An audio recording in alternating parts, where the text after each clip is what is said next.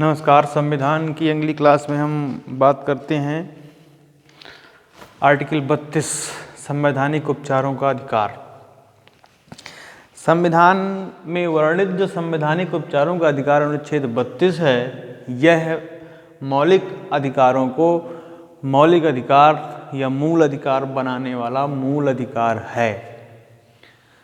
चूँकि अगर संवैधानिक जो मौलिक अधिकार हैं, फंडामेंटल राइट्स हैं, अगर उनको सुनने के लिए कोर्ट की व्यवस्था नहीं होगी तो वो जो मौलिक अधिकार हैं उनके लिए उनका कोई अस्तित्व नहीं है। अगर कोई सुनने वाला नहीं है तो कोई अधिकार, उसका फ़ायदा ही नहीं है। तो आर्टिकल 32 जो है वह मौलिक अधिकारों को लागू करता है, उनका संरक्षण करता है, और इसका संरक्षण करने वाला हाई कोर्ट और सुप्रीम कोर्ट है।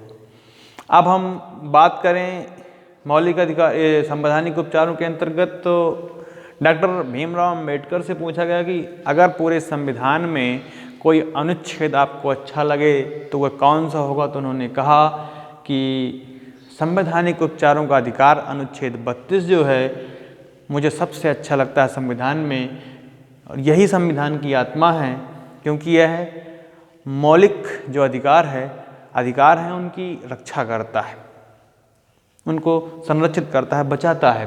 तो अगर पेपर में पूछता है कि संविधान की आत्मा क्या है, तो संविधान की आत्मा आर्टिकल 32। अब हम बात करें रिट की। अब ये ऐसा है क्यों? संवैधानिक उपचारों का अधिकार जो है, अगर कोई व्यक्ति किसी के मौलिक अधिकारों का हनन करता है तो वह व्यक्ति सीधे सुप्रीम कोर्ट या हाई कोर्ट जाकर के अपने फंडामेंटल राइट्स को, अपने मौलिक अधिकारों को, अपने नैसर्गिक अधिकारों को बचा सकता है, उनकी रक्षा कर सकता है, उनका संरक्षण कर सकता है। यह जो आर्टिकल 32 है, यह सीधे सुप्रीम कोर्ट जाने के लिए, अगर आप सीधे सुप्रीम कोर्ट नहीं जा सकते, सीधे हाई कोर्ट भी नहीं जा सकते। जब भी कभी आप ट्रायल कोर्ट में होते हैं या डिस्ट्रिक्ट कोर्ट में होते हैं, तो इसके बाद अगर किसी मुकदमे को आगे ले जाते हैं हाई कोर्ट में, तो आपको एक एडमिट सूट करना होता है। हालांकि यह आपके सिलेबस का हिस्सा नहीं है, तो ज़्यादा उस पर चर्चा नहीं करना उचित नहीं है। तो एडमिट सूट करना पड़ता है। लेकिन आर्टिकल 32 के तहत अगर फंडामेंटल राइट्स का हनन होता है तो किसी भी प्रकार की परिस्थितियों को दूर करते हुए एडमिट सूट के बिना ही आप सीधे आर्टिकल 32 का उपयोग करके सुप्रीम कोर्ट, आर्टिकल 139 का उपयोग करके सुप्रीम कोर्ट, और आर्टिकल 226 का उपयोग करके अगर सुप्रीम कोर्ट दूर है तो सीधे हाई कोर्ट में अपने मौलिक अधिकारों का संरक्षण या उनकी रक्षा कर सकते हैं। अब हम बात करें रिट की, तो रिट क्या होता है, याचिका क्या होती है? आप लोगों ने सुना होगा बहुत, रिट दायर हो गई, याचिका दायर हो गई। तो रिट कुछ भी नहीं है। रिट प्रथम दृष्टया कोर्ट आदेश देता है रिट में, और रिट पूरा आदेश नहीं होता है, क्योंकि कोर्ट ने एक ही पक्ष को सुन करके मुकदमे को लिखा होता है, उसकी जो भूमिका बनाई होती है। अर्थात ये रिट जो होता है ये आधा अधूरा होता है, और बिना इसका ट्रायल किए, बिना इसको दूसरे पक्ष को सुने कोर्ट इस पर फैसला नहीं देता है। तो इसको हम रिट बोलते हैं। ये आधा अधूरा होता है, और प्रथम दृष्टया कोर्ट इसमें आदेश देता है, बुलाता है दूसरे वादी को कि आप भी अपना पक्ष रखिए। इसको हम रिट बोलते हैं। अब रिट इसको हम दायर कैसे करेंगे? तो सुप्रीम कोर्ट अगर मौलिक अधिकारों का हनन होता है तो सुप्रीम कोर्ट में सीधे आर्टिकल 32 और 139 के तहत रिट दायर कर सकते हैं। अगर मौलिक अधिकारों का हनन होता है और सुप्रीम कोर्ट दूर है, दिल्ली में है, यहाँ से बहुत दूर है, नहीं जा सकते हम, तो हमारा जो हाई कोर्ट है, सीधे हाई कोर्ट में आर्टिकल 226 के तहत रिट दायर की जा सकती है मौलिक अधिकारों के हनन के मामले में। अब अगर बात करें कि इनमें से रिट निकालने की क्षमता किसकी ज़्यादा है, तो रिट की क्षमता की बात करें तो सबसे ज़्यादा क्षमता है हाई कोर्ट की। सुप्रीम कोर्ट इसके रिट कम निकालता है, जबकि हाई कोर्ट ज़्यादा रिट निकालता है। अब अगर हम बात करें तो इसके अंतर्गत 5 तरह के जो रिट हैं वो दायर होते हैं। 5 तरह के लेख आते हैं समादेश। तो पहले की बात करें तो बंदी प्रत्यक्षीकरण, हैवियस कॉर्पस, दूसरा है परमादेश, को वारंटो। अभी हम बात करते हैं बंदी प्रत्यक्षीकरण की। बंदी प्रत्यक्षीकरण है क्या? अगर किसी व्यक्ति को पुलिस बंदी बनाती है तो उसे 24 घंटे के अंदर कोर्ट में उसको पेश किया जाएगा। तब जज यह तय करेगा कि व्यक्ति दोषी है या नहीं है। 24 घंटे में छुट्टी और जो रास्ता का समय है वो नहीं जोड़ा जाएगा। अब अगर हम बात करें कि अब 24 घंटे का टाइम है, किसी व्यक्ति को पुलिस ने अरेस्ट किया, अब उसको थाना में बैठाए हुए है 3 दिन से, उसको नहीं ले जा रही है कोर्ट और वहीं रखे हुए है।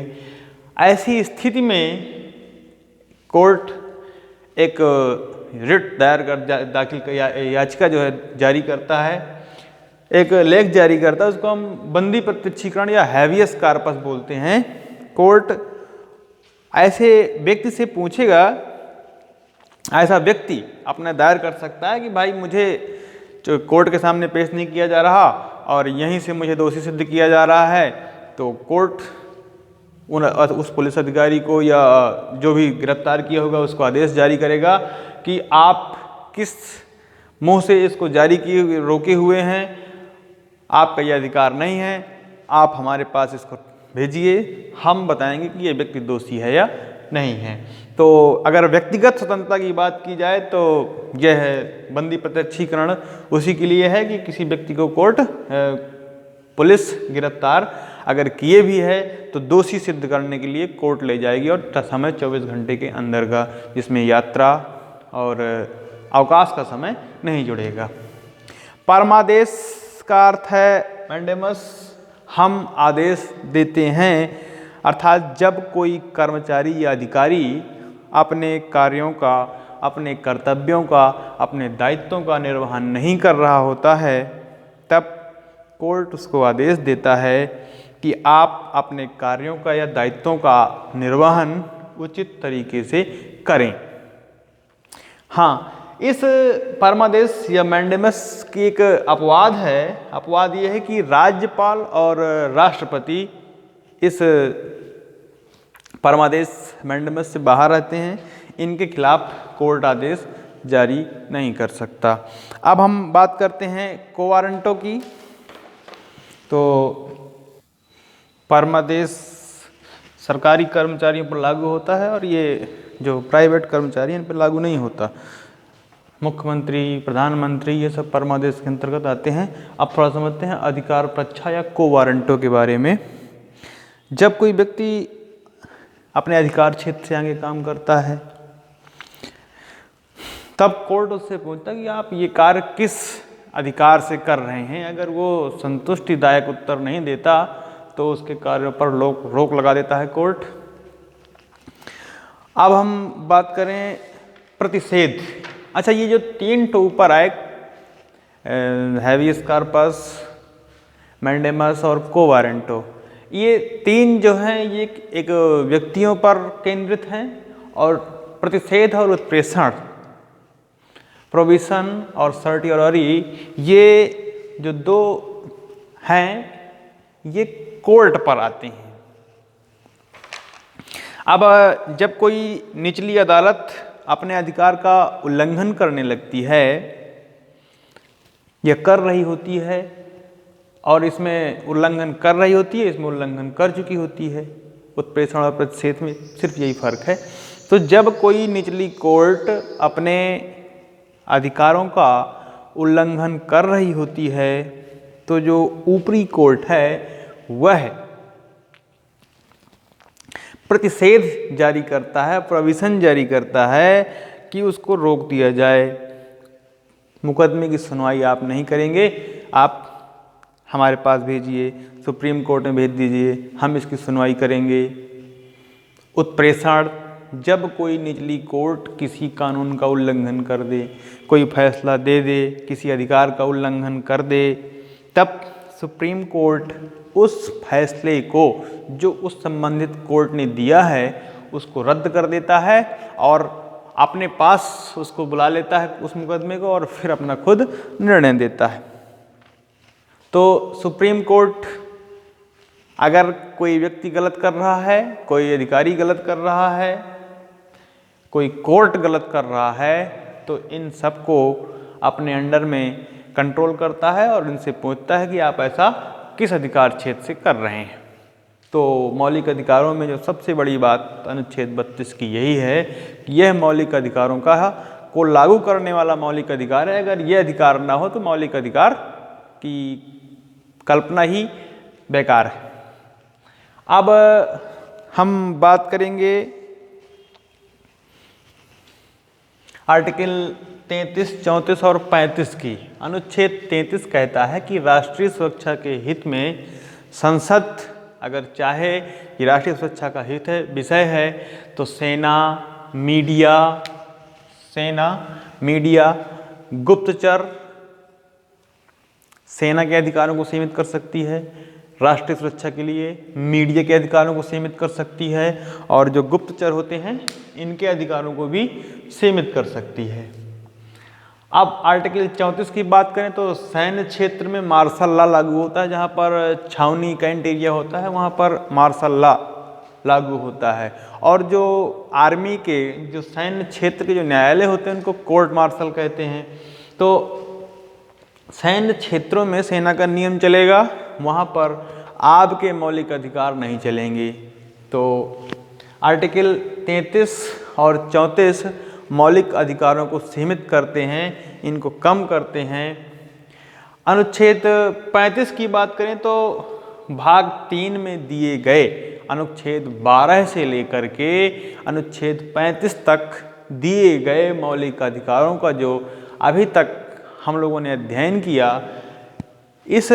इन मौलिक अधिकारों को लागू कैसे किया जाए इसकी विधि आर्टिकल 35 में बताई गई है। तो मौलिक अधिकारों का जो ये सेशन था ये पूर्ण हुआ। अब हम अगले क्लासेस में बात करेंगे डीपीएसपी पे, राज्य के नीति निर्देशक तत्वों पर। तो आपसे एक अनुरोध है कि अगर आप क्लास में इस क्लास को देखते हैं और आप चाहते हैं कि हम इसको लिखें, क्योंकि रिकॉर्डिंग में समस्या के संबंध में हम इसको थोड़ा सा लिख करके फिर रिकॉर्ड करते हैं। उसका कारण ये है कि अगर ऐसा नहीं करते हैं तो थोड़ा सा मेमोरी ज़्यादा उसमें आती है और वो अपलोडिंग में प्रॉब्लम कर रहा है। तो इस समस्या की वजह से हम इसको रिकॉर्ड कर देते हैं। पहले अगर लाइव होती तो कोई दिक्कत नहीं, तो सीधे सीधे लिखते जाते, लेकिन समस्या की वजह से ऐसा हो पा रहा है। तो आपसे एक अनुरोध है कि आप वीडियो को पॉज करें, रोकें और लिख लें। इसके बाद अगर फिर भी कोई समस्या है तो आपके लिए कमेंट बॉक्स खुला है, वहाँ पर आप कमेंट करिए। आपको वीडियो अच्छा लगे तो लाइक करिए और दूसरों का फ़ायदा हो इसलिए इसको अपने मित्रों के पास शेयर करें। धन्यवाद।